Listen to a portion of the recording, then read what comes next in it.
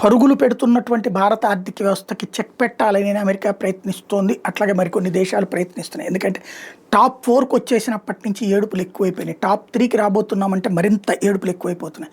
Top 2కి వచ్చిన చైనాని దెబ్బకొట్టడానికి ఇప్పుడు అమెరికా, యూరప్, నాటో దేశాలు ఎట్లా ప్రయత్నిస్తున్నాయి, టాప్ 3 దగ్గరకు వస్తున్న భారత్ మీద కూడా అట్లాంటి కుట్రలు కుతంత్రాలు చేస్తున్నాయి. దానికి తోడు ఇక్కడ మార్కెట్ పెరగటం. ఫర్ ఎగ్జాంపుల్ ఐఫోన్ల కోసం బారులు తీరి క్యూ లైన్లో షాపుల ముందు నిలబడతారని ఎవడన్నా భావించాడా? నిన్న జరిగిందే. లాఠీ చార్జీలు చేయడం ఏంటి? ఐఫోన్ల కోసం వచ్చిన వాళ్ళ దగ్గర ఇంత దారుణమా? అంత డబ్బులు ఏది ఐఫోన్ ఏమన్నా రూపాయి ఉందో ₹2 ఉంది, 60,000 పైన ఉండే, లక్షల్లో ఉండే, దానికోసం ఎగబట్టం ఏంటి షాపుల దగ్గర? అది ఒక ఎత్తు. చివరికి పోలీసుల నుంచి పెట్టుకోవాల్సిన పరిస్థితి రావడం ఏంటనేది ఒక ఎత్తు. అంటే ధనవంతుల సంఖ్య పెరుగుతుంది, ఎఫర్డబుల్ కెపాసిటీ పెరుగుతుంది. అట్లాగే ఒకప్పుడు బస్టాండ్ నిండుగా ఉండేటటువంటి స్టేజ్ నుంచి, రైల్వే స్టేషన్ నిండుగా ఉండే స్టేజ్ నుంచి ఇప్పుడు ఎయిర్పోర్ట్ నిండుగా ఉంటున్నటువంటిది. అట్లాగే మిలియనీర్స్ అంటే కోటీశ్వర్ల సంఖ్య పెరుగుతుంది.